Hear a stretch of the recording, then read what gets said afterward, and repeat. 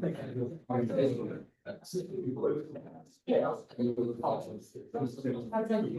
can we sit down, please?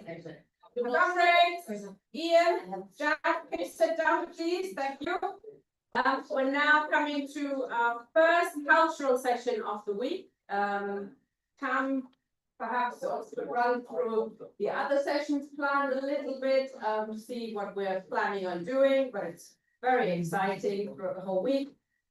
We're starting today with a look at Bertolt Brecht's version of the Communist Manifesto, which was translated by Bertolt Brecht, who unfortunately don't think is alive here, possibly. But over to you, Tam, to explain what's going on. Tam Dean Burn, artist, actor, and communist. Sure. And introducing another view of culture. Cat, not criticizing at all, but she used the word culture. Culture continually this afternoon about behaviour in the party. So it seemed like that was clear enough, but and then I thought, well, maybe I'm giving another angle on party. You know, this is more like, hey, party time, and party culture.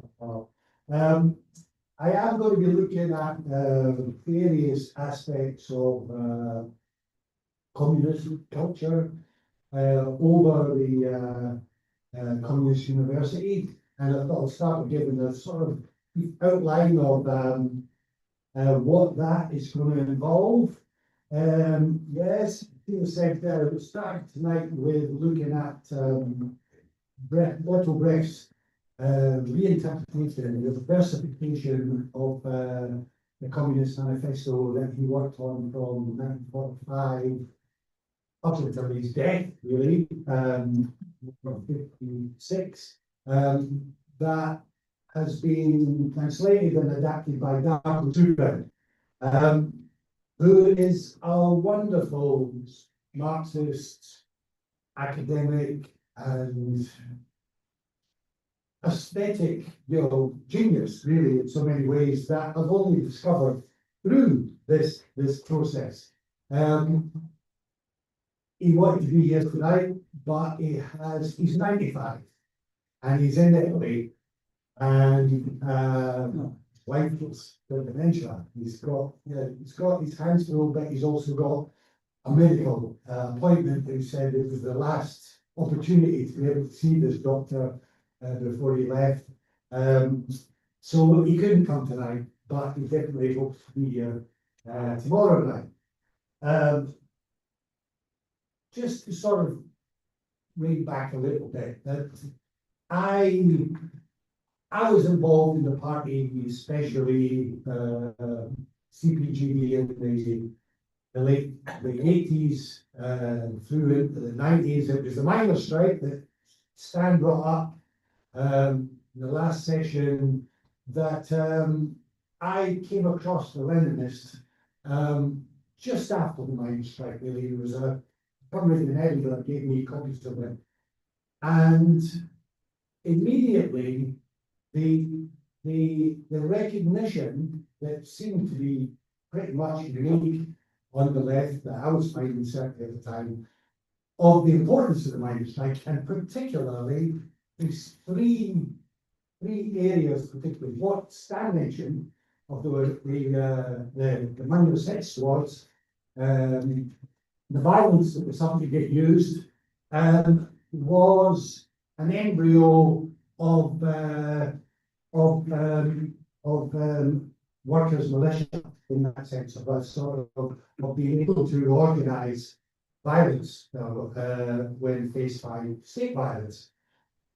The minor support groups that were all over the country, particularly the sort of second half of the strike, were councils of action in embryo. And that were councils of action were in embryo Soviets.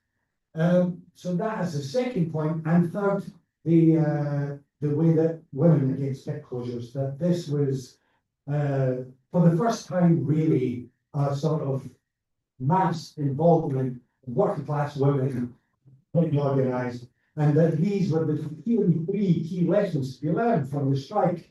So I really took to this paper, along with the fact that it was defending the Soviet Union. And I had just been to the Soviet Union for Christmas 1983, New Year 1984. On New Year's Day 1984, I went to the Peter and Paul Fortress in Leningrad, and I was a romantic, like to think a revolutionary romantic about the Soviet Union, but I did see through the Leninist that it needed to be defended still, that it was deformed in all sorts of ways, but its disappearance was going to be a tragedy for the working class of the world, and that's clearly being proved. So, at the beginning of 1986, I moved out to London and I got very involved. And they sort of, I stood in various elections, but probably the biggest contribution I can make, because I'm an actor, by profession, by trade, that's my craft. The workers' theatre movement in the 1920s and 1930s, this international movement of troops, agitprop theatre troops that took to the streets and performed on burning issues of the day. Books started to come out about this, and it was hugely inspiring. And we took it on board as a still tiny, little organisation, but we took these sketches from the times, from the 20s and 30s, and updated them. This was a resident playwright here, yes, who, wasn't coming from any sort of theatre background at all, but had the politics, and this is what was vital, that we had the politics at the heart of it. And we took, like, for example, there was one that was called Mirut. It was about Indian trade unionists that were put in prison, and it was a sort of hands across the sea call to them that was done behind wooden poles, like the sort of poles that you would get on a demonstration. And we would stand behind these and appeal to the workers. But it was an updated version that relocated this call to Ireland and to Irish prisoners of war. Yeah, we also had a political cabaret, monthly cabaret called the Internationale, where we would look at different aspects and be able to draw people towards us. We had wonderful events with Women Against Pit Closures and all sorts.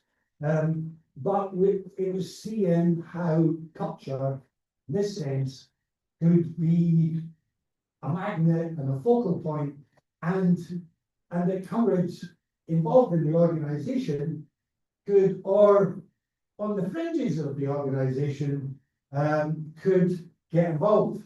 And I well remember, and here it was the workers' theatre movement that drew her, even although she knew of the organisation. It was workers' theatre movement, having never acted before, that drew her towards it. And here she is, still today.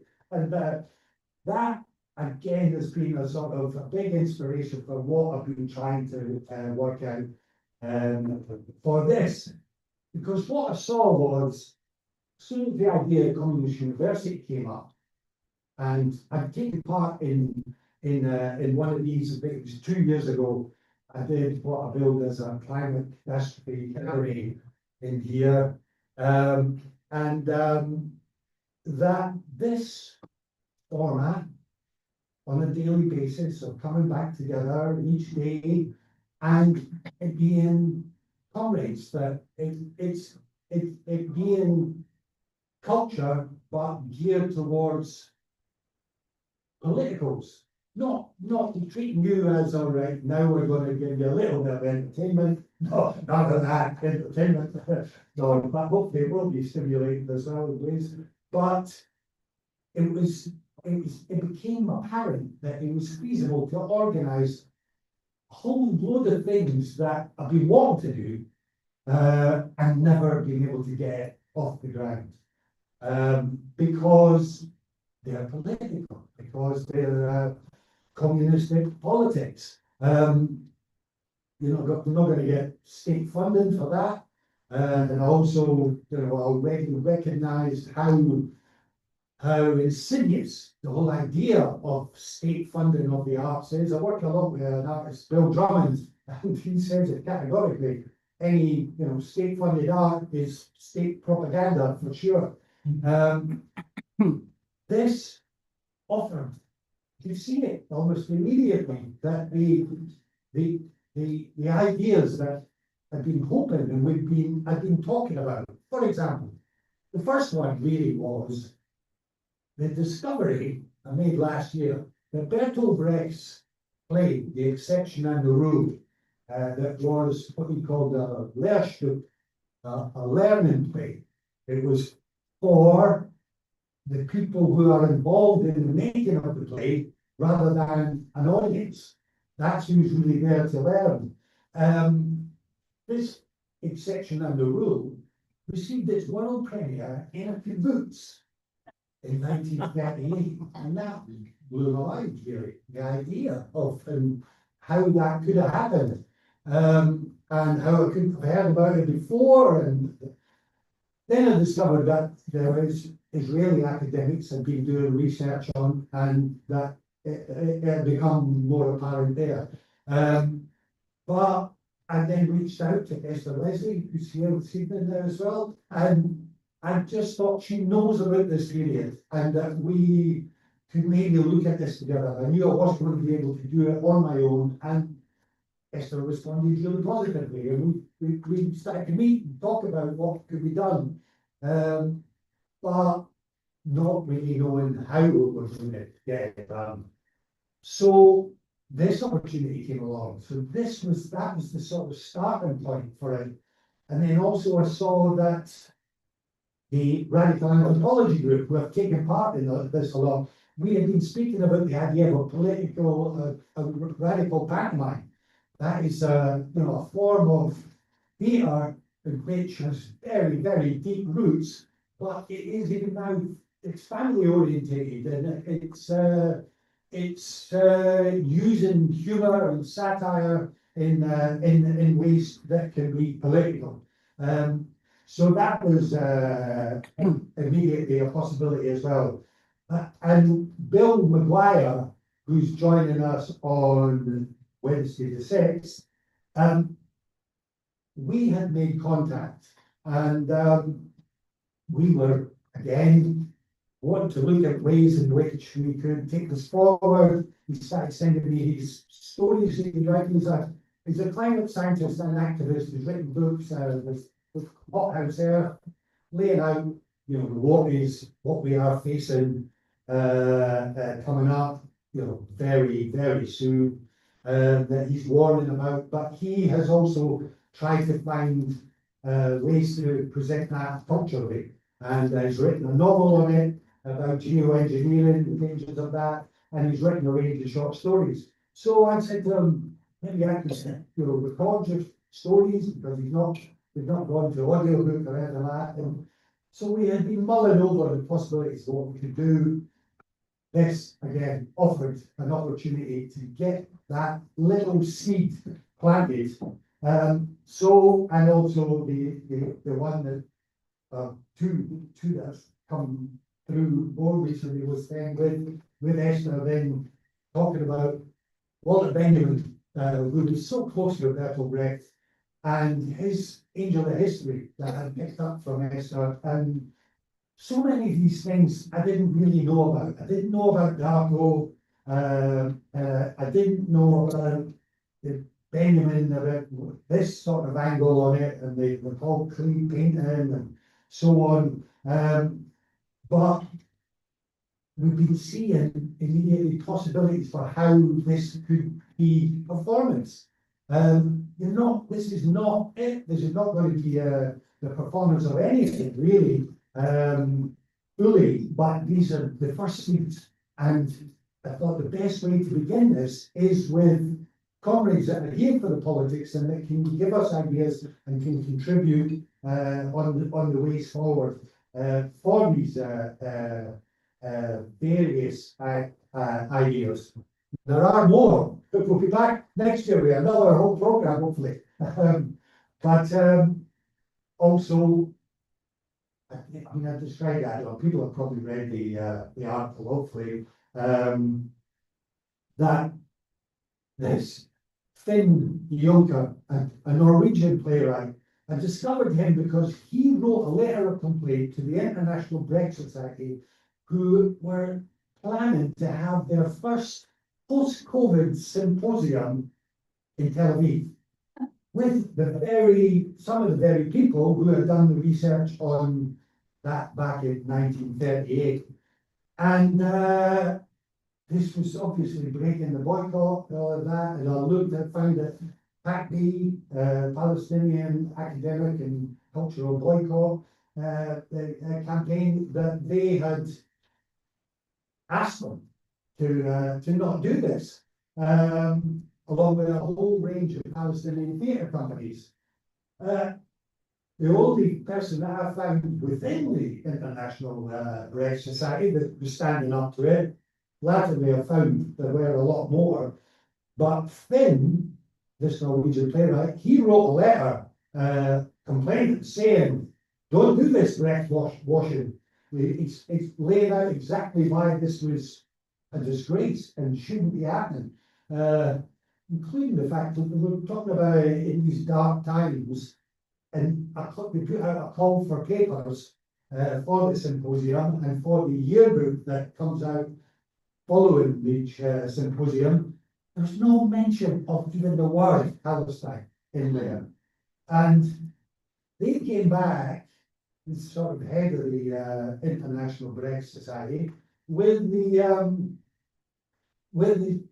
sort of tired old argument saying, well, just because we go to a country and because we could, that doesn't mean we support the country.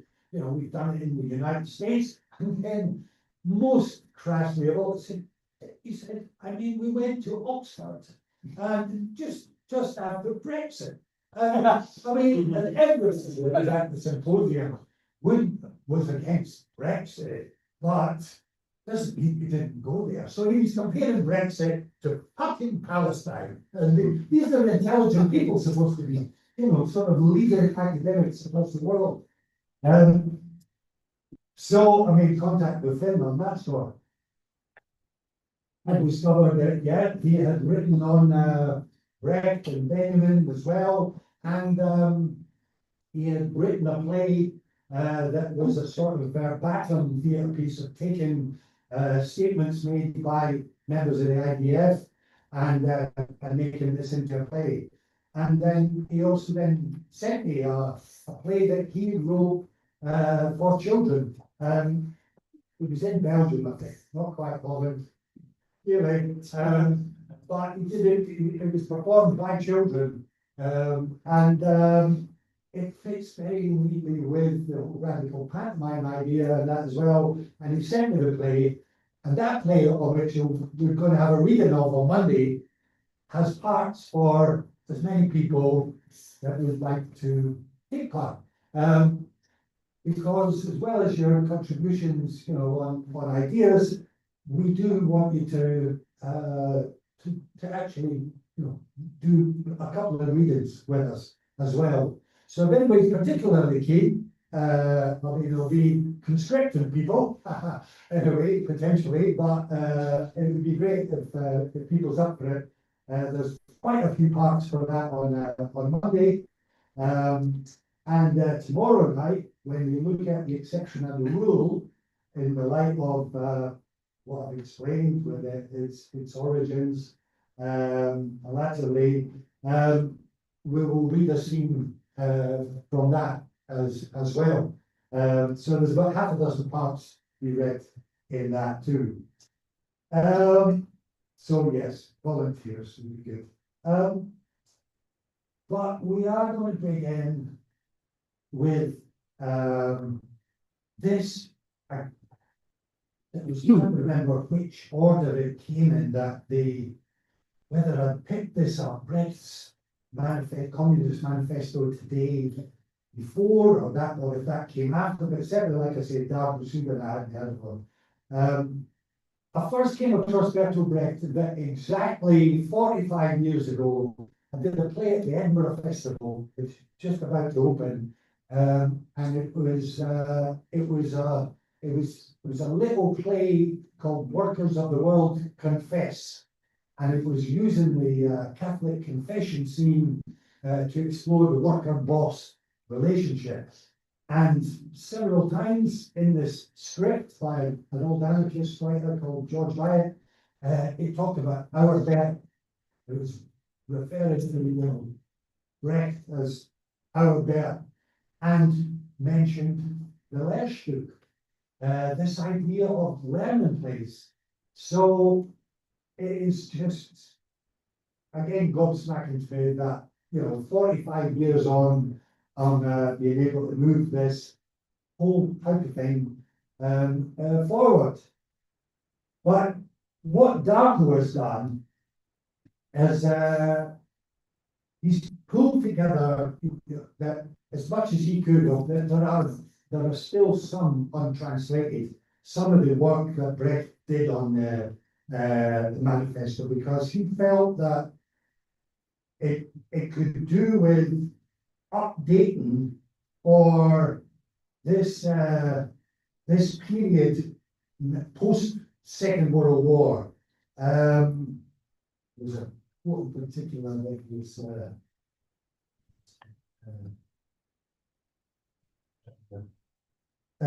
but he felt that it could be brought forth again and mean more to people if it was then put into what he called it. He put it into hexameter, this sort of 6-beat form that he intended it to be spoken aloud, and that it would be ideally be learned by people. Once you've got a beat that then it's easier. It is the way in which people would learn and speak before way back before books were available or anything. So he saw it above all because it was in this era now that in which I'm going to have to paraphrase it. It looks like said that the bourgeoisie are looking to world war to get them out of economic crisis. So there's another reason that I got drawn to the Communist Party, because it was showing me that capitalism goes through crisis regularly, then it becomes general crisis, and it took 2 world wars in the 20th century to solve that general crisis, capitalism, and all we can really be sure about is that there will be worse to come. And we see that it's being touched on today. Jack mentioned it about the threat of nuclear war. It's looking, more and more, not just likely, but imminent. So he wanted to put this across to people again in a form in which people could grasp it and learn from it. He was also not just talking about that period that he was in, he died in 56, but the future. And this, Darko took a quote from one of Brecht's comrades, Leon Deutschwanger,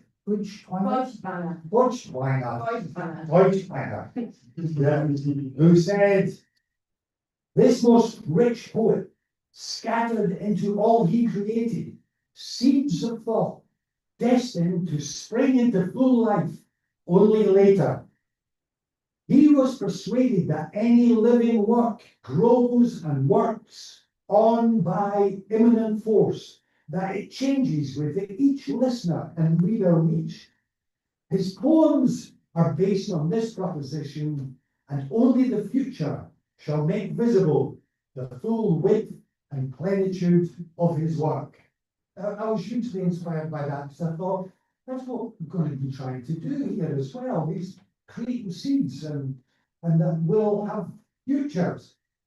And also the other big area that was hugely inspiring was the discovery from, it was Finn that told me about it, of Brecht and Benjamin's work together on what they were calling the Diderot Gesellschaft. Yeah, yes, society in English, by the way, but they saw the need to create a sort of international coming together of writers, of artists, of scientists, on a radical basis, to use culture as a means to take on the fascist aesthetic that had come to dominate. This was through the 30s. They were discussing this, and then they, of course, couldn't get any further with them, with Benjamin's death, and then after the Second World War, Brecht, he was able to get some of the coming together of the radical arts to get a base, but it couldn't work on an international scale. I would say probably primarily because of the Cold War in that sense, that he couldn't reach out to gather people from the West with him. They could just then go and be representatives, cultural ambassadors, as the Berliner Ensemble for the GDR. So that didn't happen, but that is in very embryonic form what we are attempting to do. We've got Darko, and we've got Finn, and we've got Esther, and we've got me, and we've got some radical pantomime and Bill McGuire, all inspired by this idea of a coming together, and it to be a party project above all. That's how I'm looking on it. In the same way that the workers' theatre movement had that, it was a party project. It wasn't, just trying to sort of work separately and within sort of bourgeois culture. It comes and is part of, it was part of the idea was hope that it would be part of a fusion project as well. So hopefully we are one positive thing that is definitely coming out. So with the manifesto, the idea with this is that I'll read a little bit of it just now, and then each session, 10 o'clock each morning, I will then read another. It breaks down into 400 lines very neatly. So about 50 lines, 10 minutes it should take me to begin each day. Is the plan. So shall I just go straight for this thing? Yeah. Yeah. Okay, this is beginning time. And that was written as, this is a great little book as well that has Darko essays in it, and on the manifesto, and on about what I really stuff I didn't know about hexameter and that as well, and then a couple of poems at the end that I'll maybe do that are little personal poems by Darko. But this is a little Indian publisher of Akar that produced this, and yeah, it's great. Bertolt Brecht, the manifesto, translated by Darko Silva. In memory of Joachim Gunnar, who first smuggled this text out to me in the 1960s, and of my father, who first gave me to read the Communist Manifesto printed by a Croato-Serbian partisan brigade in 1945. If we then, in a poem now and here, consider the nature of people, as the great Lucretius considered the nature of things, it's because we too are only vouchsafed a dim break of day. That's Brecht on the poem for that. Wars are destroying the world, and the ruins are visibly haunted by an enormous spectre. Not simply born of war. In peace it could already be sighted, terror to the rulers, but friend to the children of slums. In scanty kitchens, often it peeps, horrified, angry, into the half-empty pots. Often it waits for the exhausted in front of shipyards and mines. It visits friends in jails, passing without passport. Even in offices it may be seen, and in lecture rooms heard. At times it dons a hat of steel, enters huge tanks and flies with deadly bombers. It speaks in many tongues, in all of them, and in many it holds its tongue. It sits as a guest of honor in hovels, a headache of villas. It has come to change all things and stay forever. Its name is communism. You've heard much untruth about it from enemies, from friends, much untruth also. This is what the classics say. History books speak of great individuals, how their stars wax and wane, how their armies roam, and further how empires resplend and fall. But the doubting great teachers examine the old writings for other lore, and they teach history is mostly the story of how classes struggle. For they see old people split into classes struggling among themselves, slaves and plebeians once, patricians and knights, artisans, peasants, nobility, burgesses then and proletarians, processing the enormous economy, stand at daggers drawn in enormous contentions of power. In daring subversion, the partisan masters thus added the story of ruled classes to the story of classes that rule. Yet, the ruling classes behave differently at different times. Rome's patricians act other than Spanish grandees. Burghers of early cities than the later cities' bourgeois. Here, a class cleverly uses the hulking despot. There, the despotic plurality of their own houses. One opts rather for bloody wars, another for slyness, as their specific position allows, but always to strengthen the ruler's rule and always struggling against the rule. When peoples leap and slaughter on peoples behind their battles, other battles are raging, not so loud, steering the former. The armies of Rome storm into the far-off icy Pontus, while back at home in Rome, plebeians and patricians fight. Germans are warring on Frenchmen, yet German cities, allies to the Emperor of Germans, also wage war on German lords. When a truce unites inimical classes to counter the external enemy in true danger or artificial entrapment, both win the fight, but only one the victory.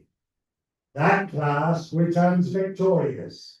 The other rings the bells, cooks the victory banquet, and builds the triumphal column. For deeper and longer lasting than the wars our primers render are the wars of classes, open or secret, not for enemy cities, but for their own, ending only in revolution or in a joint downfall of the fighters, rulers, and ruled. That's your first 15 lines.